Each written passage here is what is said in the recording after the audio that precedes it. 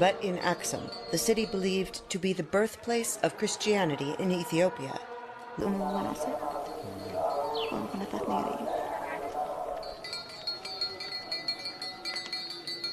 At least 800 Ethiopians killed after defending Ark of the Covenant. From the Daily Mail and New York Post. Defenders of the Lost Ark. Hundreds of worshippers protected Ark of the Covenant as Ethiopian rebels and soldiers battled near a church where it is secured, it is revealed. At least 800 people were reportedly killed in Ethiopia as worshippers and soldiers risked their lives to protect what Christians there say is the sacred Ark of the Covenant from local militia. Ethiopian Christians claim the Ark, the wooden chest built to hold the Ten Commandments of Moses, is being kept safe in a chapel in the holy northern city of Aksum in the Tigray region. The battle between Ethiopian soldiers and rebel fighters happened in the fall, the Sunday Times reported, but it is only being reported now.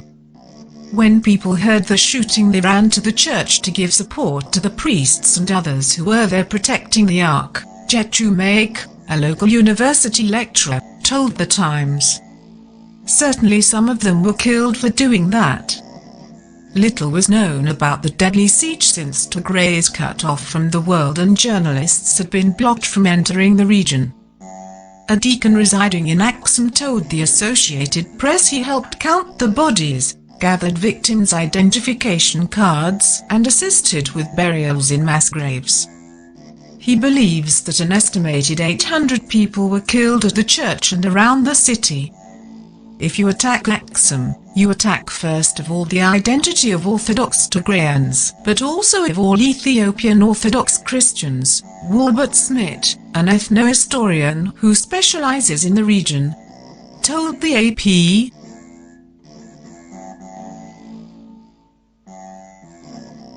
Human rights abuses in Tigray need global action. Opinion. Last week marked the 2-year anniversary of the Aksum massacre in the Tigray region of Ethiopia, where Eritrean forces killed hundreds of Tigrayans over the course of 24 hours. Since then, Ethiopian and Eritrean forces have continued to commit mass atrocities and human rights abuses against Tigrayans. Evidence has mounted of staggering sexual violence, forced displacement, and mass killings, in what Human Rights Watch has termed a campaign of ethnic cleansing. A United Nations commission of experts found that Ethiopian and allied forces blocked humanitarian aid from the Tigray region and used starvation as a weapon of war. There is also emerging evidence that these crimes may amount to genocide. As these crimes continue, and the Tigrayan people continue to suffer, rights-respecting countries like the United States should take action. The war on Tigray rages on. Ethiopia signed a peace agreement with Tigrayan forces on November 2, 2022, but Ethiopia breached the agreement within 24 hours. Drone strikes launched the next day caused civilian casualties in Tigray, and humanitarian aid remained blocked from the region for weeks. Most concerningly, Eritrean forces are still present in Tigray, and reports indicate that they are continuing to commit atrocity crimes against Tigrayans. Eritrea's actions in Tigray are equally alarming, reflecting its reputation as among the most repressive regimes in the world. The United Nations Commission of Experts found reasonable grounds to believe that Eritrean forces committed the war crimes of violence to life and person, in particular murder, outrages on human dignity, in particular humiliating or degrading treatment, rape, sexual slavery, and sexual violence.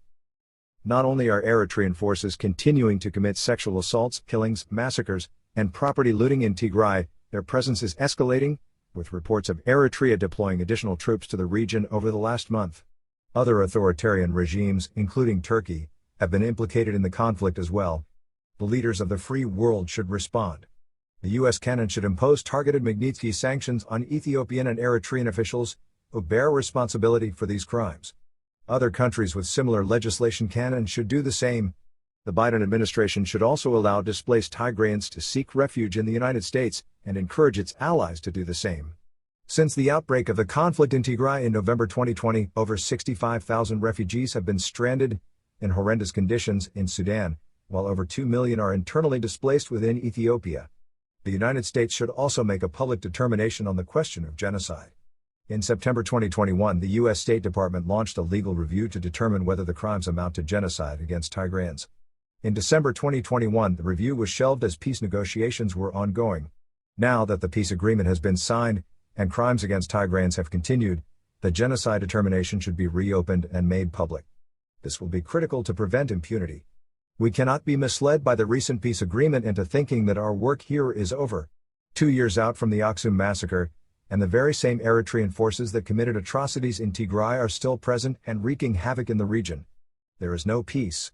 There will never be peace until Eritrea is out of the region, until Ethiopia stops bombing civilians, and until there is justice and accountability for Tigray.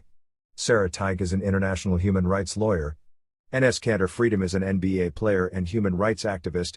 The views expressed in this article are the writer's own.